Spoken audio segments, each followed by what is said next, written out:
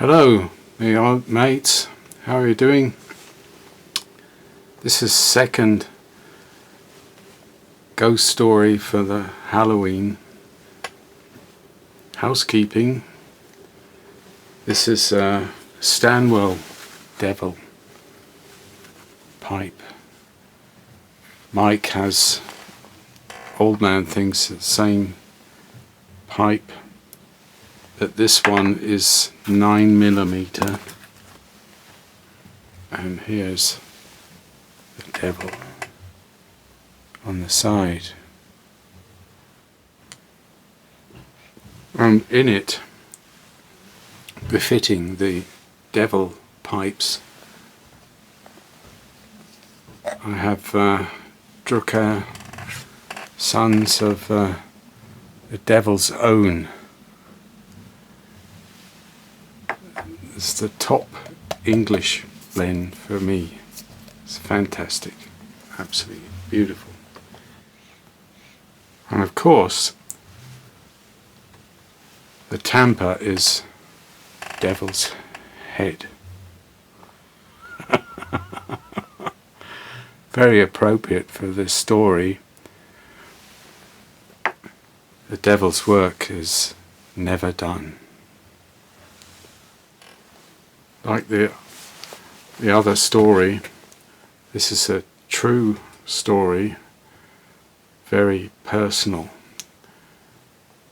and I think you'll be surprised. And the end of the video is a director's cut, so shorter, but add information the end of this video to solve the mystery.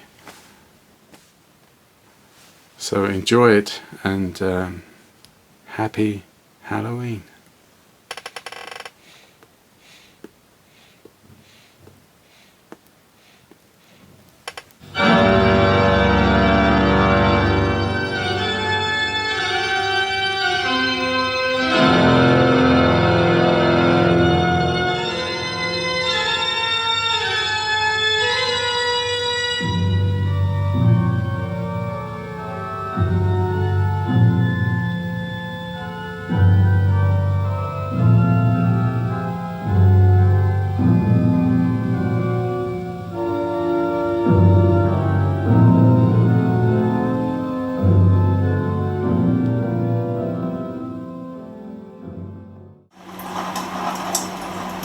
Good evening, YouTube, and welcome to the second ghost story for Halloween on my channel.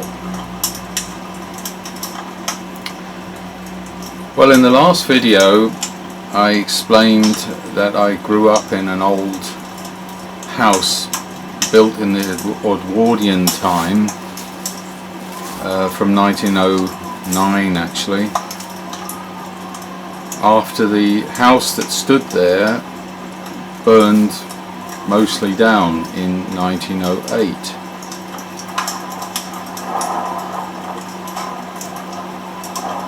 So we moved into that new rebuilt house, almost a duplicate of the original, in the early 60s.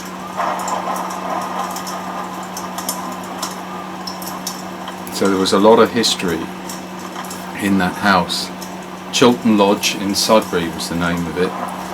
And there are some indirect references to that house in various books. I mentioned last time about the ghosts of Borley. Had a brief mention about the Bull family, because the Reverend Bull was one of the pastors that was also in Borley Rectory. But the Bull family owned that house up to the point that my father had bought it, but it had been largely empty, apart from one old lady who had a huge ring of keys on a belt, on a leather belt, like something you would have seen in, 200 years before, who tried to sort of look after this house, but some windows were through, there were birds' nests in some of the rooms, My mother said it was quite an amazing thing to realise how for almost 10, 15 or 20 years post the 50s, I think, or after the wartime, really, it was just derelict. I remember the first time I went there, and I was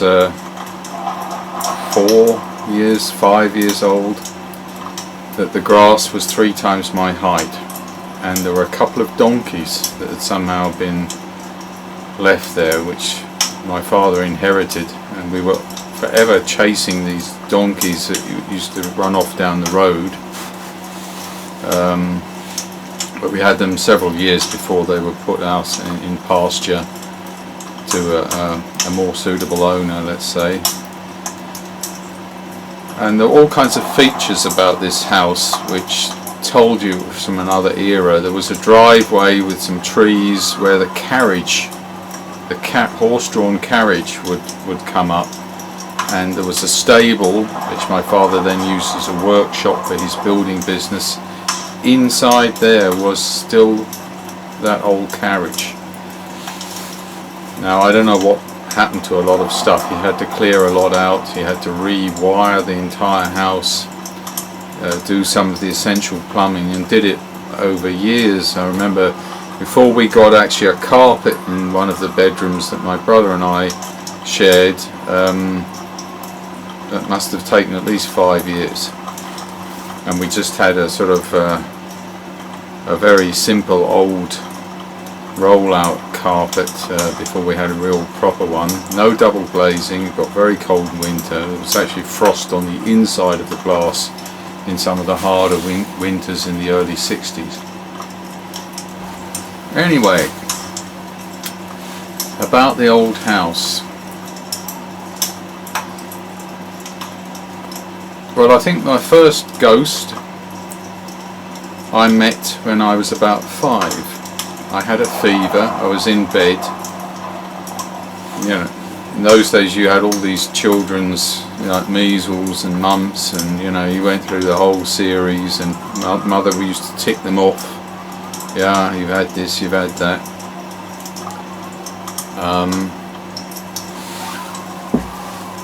So it was one of those. I don't know what it was.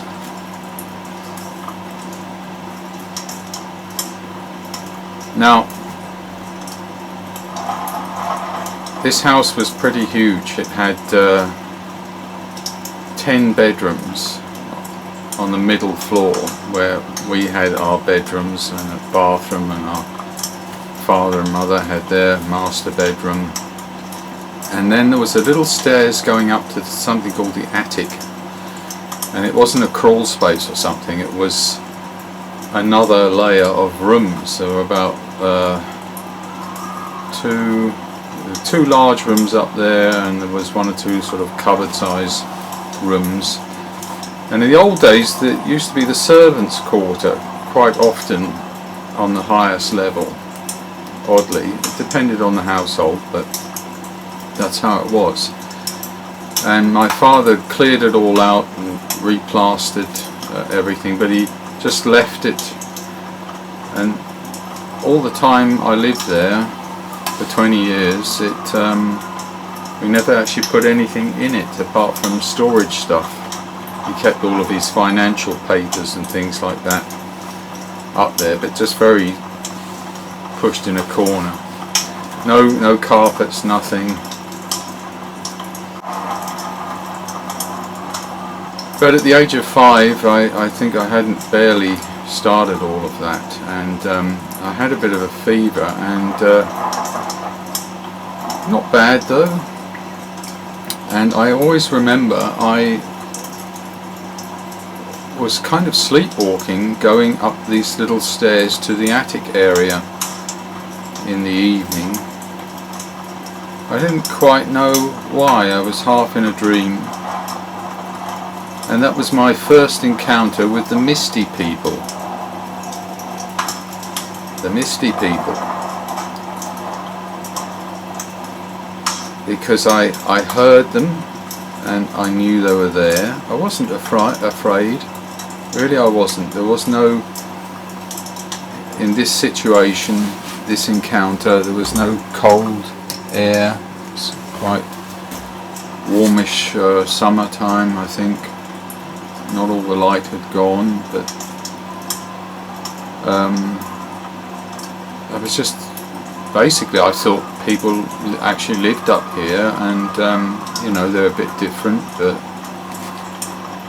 and I used to have conversations with them, and on this first occasion an old lady said to me, "Now you best go back to bed, my dear, you know, you're not well, and just go back to bed, my dear." Very friendly, gently, and maternally, and that's what I did. I told my mother about this, and she said, "Oh, you had a bit of a fever and probably just dreamed, you know." And at that time we had no real suspicions about the other inhabitants of the house. But it was a happy house. There was not any kind of menace at all about it. But as time went on, we knew, you know, things moved and sometimes went bump in the night, and you know, some of us sensed things. I was probably the most sensitive to it. But some of my brothers got frightened sometimes and wouldn't sleep in the bedroom, and the one I got was the most active, it seems, but I wasn't afraid of them, because they never did anything to hurt me or anything.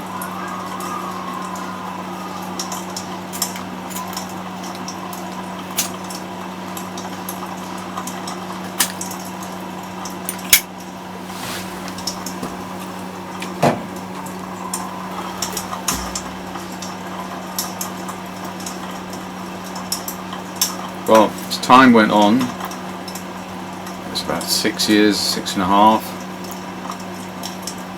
I was up there one time playing with some toys. You know, sometimes you take your comic book, your Rupert book, or one of those Dennis the Menace books, or you know, one of those, and you just take 2 or 3 of those and you read them in a corner quietly with a little packet of biscuits or something and a soft drink. You know, and you're in wonderful world of your own. And all of a sudden, there was a young girl, very pretty young girl, almost my age, I would have said, maybe a year older or something, in a beautiful party costume, with little wings on the back. I thought she was a fairy or something like that, you know, and you know, I said, "Oh, hello," and "Well, who are you?" You know, and she says, "I'm Butterfly," and that's actually what a costume really was, a little butterfly costume. And she said, "Who are you?"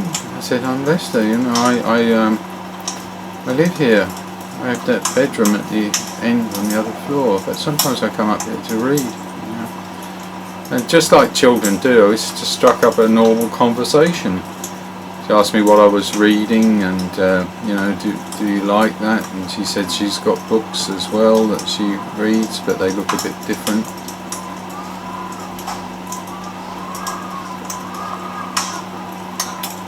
And that was my first encounter, and I remember asking her, "Oh, you're a friend of my sister's?" This was my assumption. I thought that she must be one of my sister's friends who were visiting, and I said, "Is there a party going on?" I didn't know.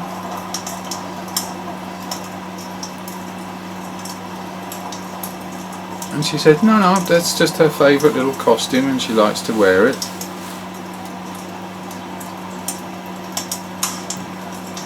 Sort of like naive children, I said, "Well, you're coming to live with us." And And she says, well, yes, I live here. And she laughed impishly. And she was a very happy little soul, and friendly, and loved a joke. And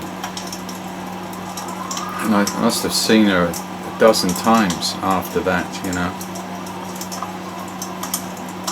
Once or twice in my bedroom, you know, she would be sitting there on the chair or on the end of the bed, and somehow I knew I should keep this secret. I asked my sister once, do you have a friend called Butterfly? And she looked at me very strangely and says, you know, you haven't been drinking some of that sherry, Lester, have you, or something? No, I just, never mind. And I realised that, in fact, they couldn't see her.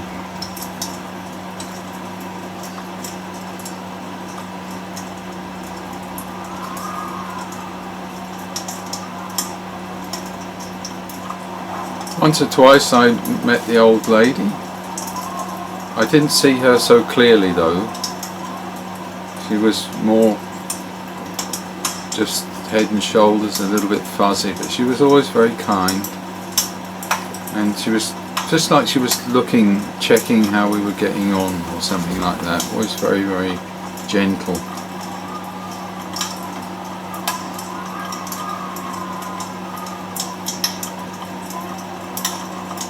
Anyway, at the bottom of the driveway to the house was a little cottage, and that cottage is mentioned actually in a number of articles about the house. You will see at the end of this video. And in our time it had the same purpose. We had a gardener and his wife who lived there. But before, the old housekeeper lady with the big keys, she was there, and she moved then out into an old people's home. But one afternoon she came by, and she was in for those days, you know, must have been approaching 80, and which was an age then, you know, people didn't so easily get to that age. And she was having tea and biscuits with my mother. My mother knew her, and she always thought she was a bit eccentric, but, you know, very politely invited her to tea, and she had a box on the table.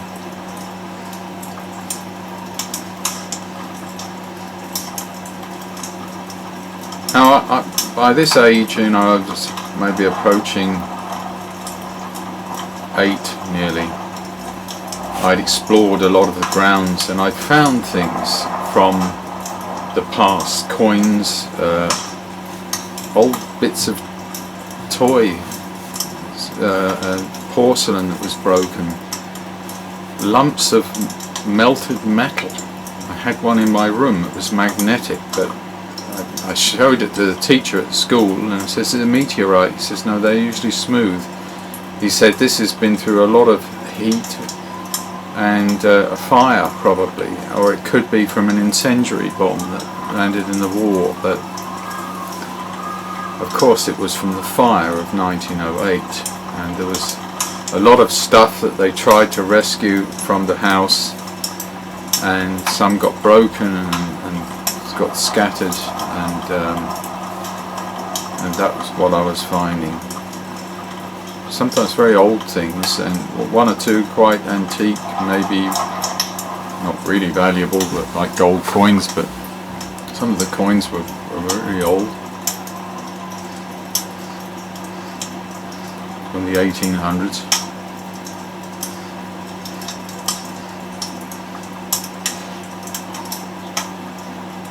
So I was aware that this fire had happened.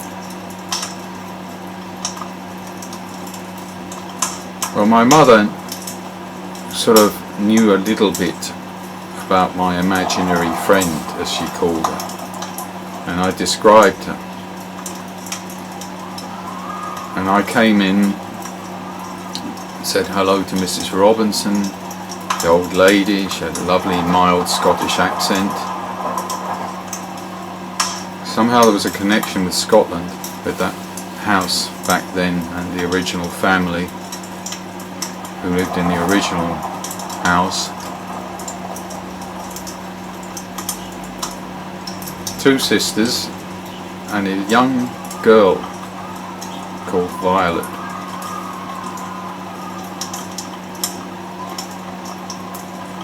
This box was open and I said, "Mummy, what's in the box?" Mrs. Robinson: "Oh my dear, just something I wanted to show your mother. Thought she might be interested. Part of a story, my dear. You don't really want to hear it." I said, "Oh, I did. You know, well, you were here in the old house, Mrs. Robinson, before this new one was built.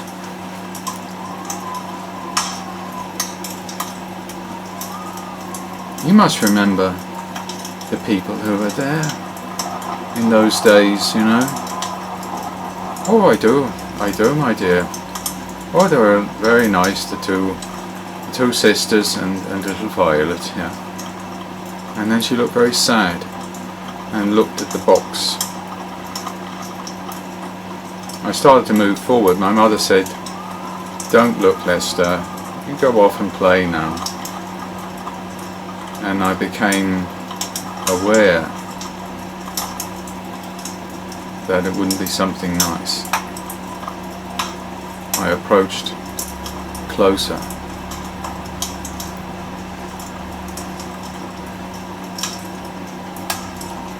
Oh, Mrs. Robinson said, "Well, you see, my dear, I just brought this to show your mother, to explain what happened that night. Oh, it was a long time ago, my dear. 1908. I will remember it today. The fire. This has to do with the fire." "Well, yes. Well, you know, the 2 sisters were gone and little Violet was supposed to be with her auntie. Just 2 houses down at the Chestnuts, right there on the corner, just down the road, 2 minutes walk. Well, she snuck out and wanted to get into the house to get her lovely little butterfly outfit and some of her toys." I became very unsettled and my skin shivered. Well, you see, she came back that night into the house. There was a window that she knew the latch was a bit weak and she got in even though it was locked. Police had checked it early in the morning. Everything was all right. Somehow a fire started. We don't know really how it did. Well, it was a terrible thing. The fire brigade, they came very quickly, but a man raised the alarm and went to the police station, and 20 minutes they were here, but already things had gotten out of control. She started to water her eyes up, and my mother looked at the floor and looked at the box, to which then I approached and saw what it had inside it, and I was devastated and stunned. Well, you see, my dear, by the time the fireman brought her out, she'd been quite badly burned. The little costume had almost melted on top of her, and she'd had so much smoke. I took her in my arms and tried to nurse her back to health. We did everything we could. The doctors came quite quickly and tried everything they knew, but There was nothing anybody could do.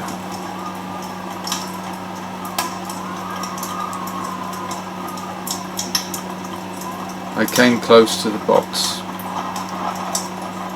There was one little wing of her costume, of a butterfly costume,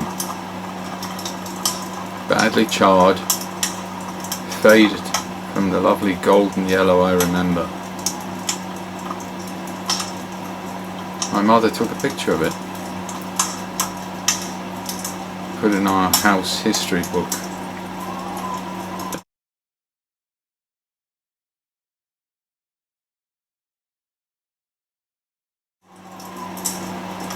I was 8 years old.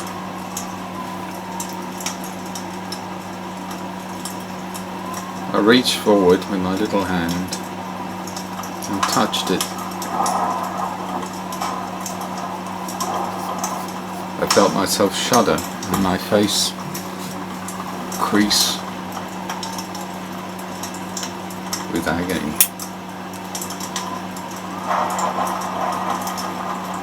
I bowed my head and wept.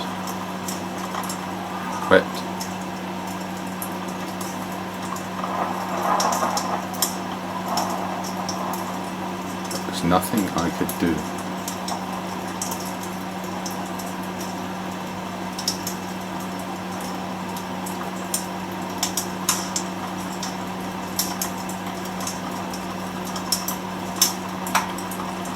But now there is something I can do.